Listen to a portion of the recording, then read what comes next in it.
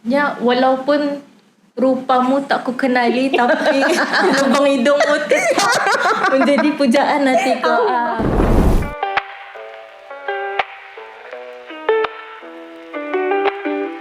Assalamualaikum warahmatullahi wabarakatuh dan salam sejahtera. Kembali lagi kita ke podcast Sembang Santai Media Permata YouTube channel. Sebelum kita memperkenalkan kedua jemputan kita lah mengenai dengan akan membincangkan mengenai dengan topik kita pada hari ini, iaitu mengenai dengan filem klasik Melayu. Ada baiknya ada penonton di sana untuk jangan lupa subscribe, like dan share Media Permata YouTube channel.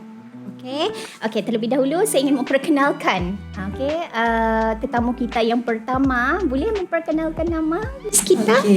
Saya Wati dari Media Permata. Saya Radiatul Adawiyah, editor Media Permata. Media Permata, alhamdulillah. Okey, apa kabar bis kita? Alhamdulillah. Alhamdulillah. Walaupun cuaca panas lah masanya. Tapi lah, banyak minum air lah. Kita ni mesti jaga juga kesihatan kan. Kesihatan macam mana dengan Radi? Sama juga, alhamdulillah. Okey, berbalik kepada topik kita pada hari ini mengenai dengan filem klasik Melayu. Mungkin ramai di antara kita ni walaupun Tania ni macam berumur zaman itu silih berganti. Okey, walaupun itu tapi macam filem klasik ni ia tetap malar segar ataupun evergreen walaupun ia lama sudah macam kena tayangkan, kena lakonkan oleh insan-insan seni khusus kepada yang Melayu lah, insan-insan seni kita ni, tetapi namun ia tetap macam tersemat ataupun tersemadi di dalam ingatan kita masing-masing. Okey, mungkin soalan yang pertama lah, kita teruskanlah kepada Wati. Mengenai dengan apakah filem Melayu klasik yang diminati lah, yang macam diingatan itulah. Mungkin antaranya. Actually banyak pula filem-filem klasik ni, terutamanya orang macam Pendekar Bujang Lapuk, and then Laksmana Doremi, Anakku Sazali. Actually filem-filem Melayu ni orang ia bukan saja orang membagi kita ni bila duduk-duduk santai tu gali jua hati, kadang melihat macam ni orang ada part-part yang gali hati, ada juga emosi menyentuh emosi tani. And then di samping itu ni orang filem-filem klasik ni ia ada message kalau orang yang kita ni yang mendalami pandang-pandang yang memang ada message lah tertentu dalam setiap filem-filem klasik itu. Ada macam tersemat di sana nasihat-nasihat yang dapat tanyanukan dari segi macam hormat kepada indung kita ni dan sebagainya. Artinya keindahan filem klasik Melayu itu sebenarnya adalah merangkumi semua aspek kehidupan kita ni. Okey, bagaimana pula dengan Radi di sana?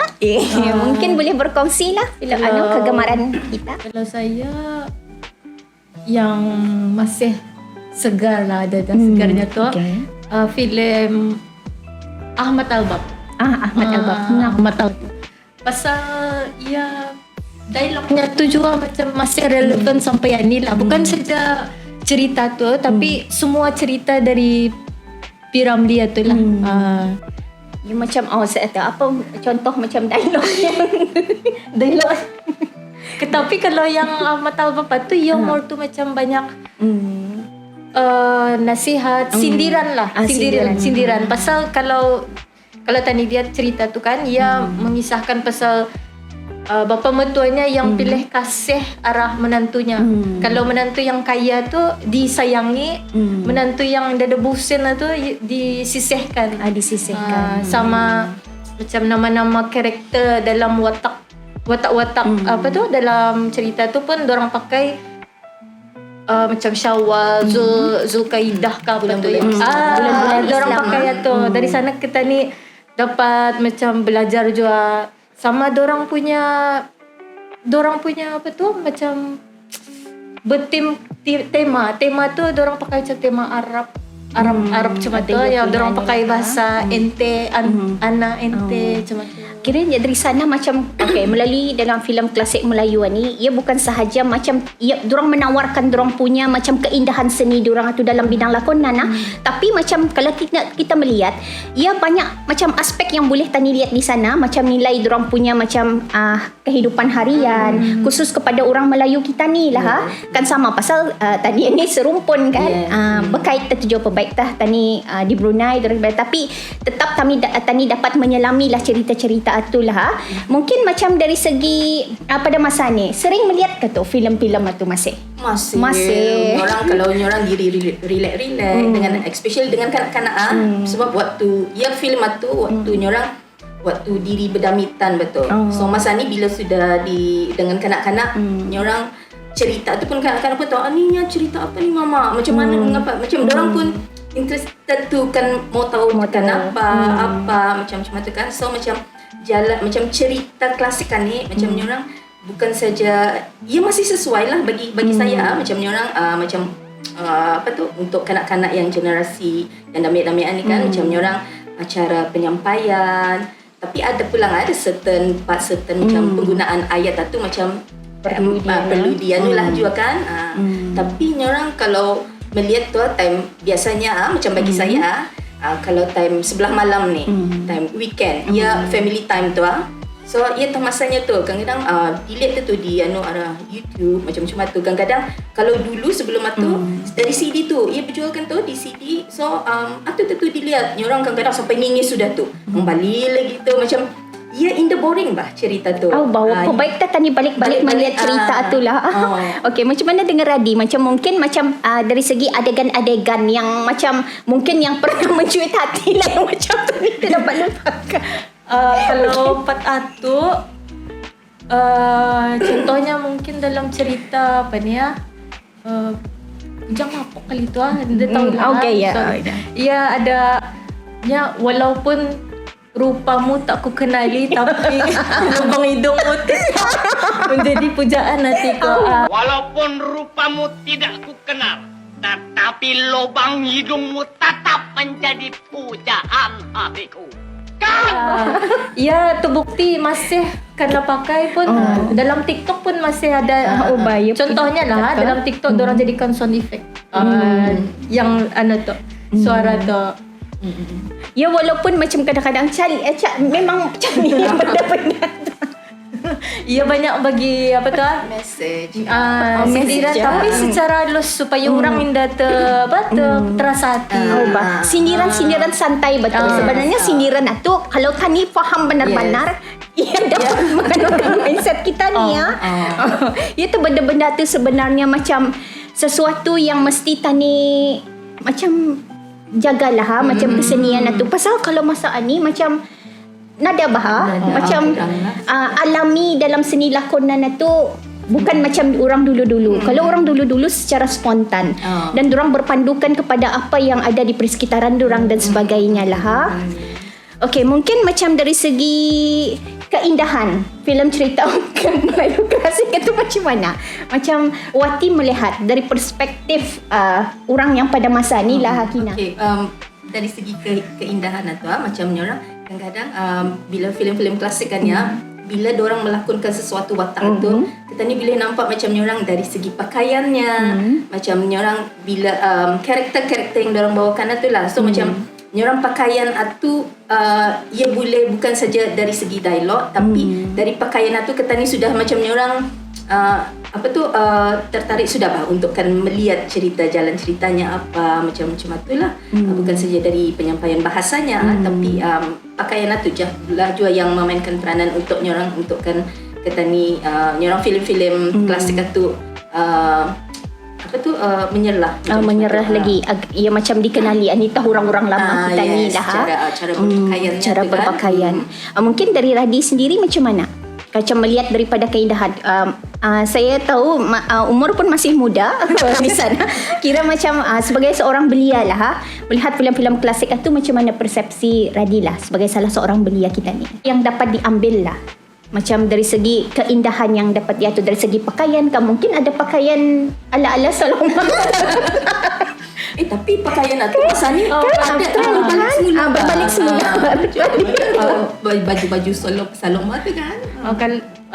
Seperti yang Kak Salawati cakap tadi, yang keindahan itu dari segi pakaian lah.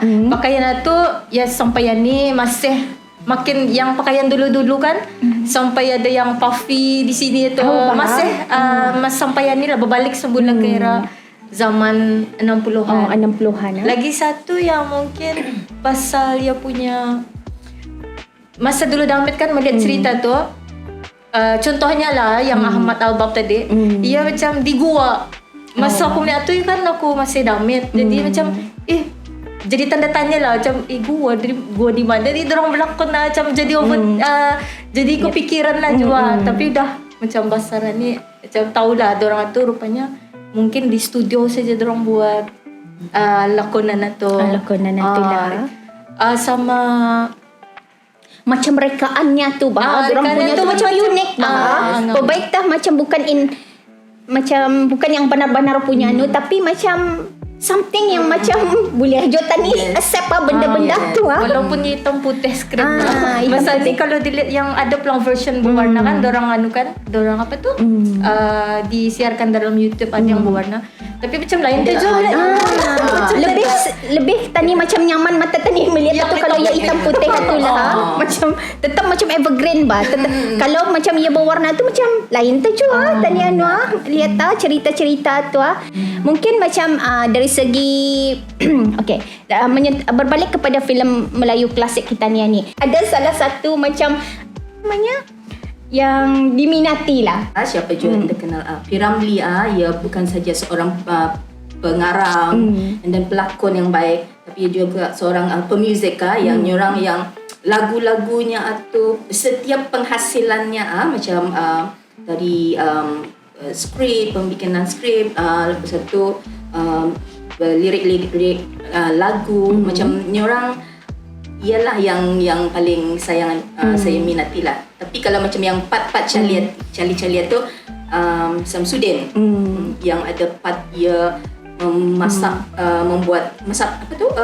atau si Aziz yang masak ayam sampai itulah actually filem-filem klasik ni orang kalau tani stres satu bila kita ni melihat and then walaupun dia melihat ia kadang-kadang terklik macam ni orang menghiburkan hati kita ni mencuit hati kita ni. Kalau Radi mungkin macam kan di samping diorang berlakon ada lagu-lagu kan keindahan lagu-lagu yang dapat dilupakan itu apa apa lagunya macam lagu dari P.Ramlee ke Saloma ke macam tadi apa tu ya just ungkapan yang lagu-lagu yang dia dapat lagu apa contohnya mungkin boleh menyanyi di sini. Kalau lagu tu ia macam perada dia tak ada tapi kalau yang cerita pasal Ahmad Al-Bab tu yang anaknya menadam gua tu saja. Okay, kita kadang-kadang keindahan lagu tu pun macam masih tani macam lagu Madu 3 sebagainya tu artinya pengajaran ada di sini di sana. Okey, alhamdulillah. Okey, ini sudah kita membincangkan mengenai dengan filem klasik Melayu tu. Artinya dengan sambil tadi santai-santai tu ada ilmu yang tadi dapat je lah. Okey. Sebelum saya mengakhiri podcast pada hari ini, okey, keindahan filem Melayu klasik kita ni ia memang begitu indah kalau tani sekiranya benar-benar menjelami. Tetapi apabila kita melihat perjalanan filem Melayu ni, ia sesuatu yang begitu berharga yang perlu tani kenalkan kepada generasi kita seterusnya. Yang mana yang baik itu tani ambil sebagai kita punya sandaran lah. Yang indah baik itu janganlah yang artinya keindahan itu dapat tani pelajari melalui dengan kesenian lakonan orang-orang lama kita ni. Okey, sebelum saya mengakhiri menutup podcast pada hari ini, ada baiknya penonton jangan lupa untuk subscribe, like dan share Media Permata YouTube channel. Saya Diana.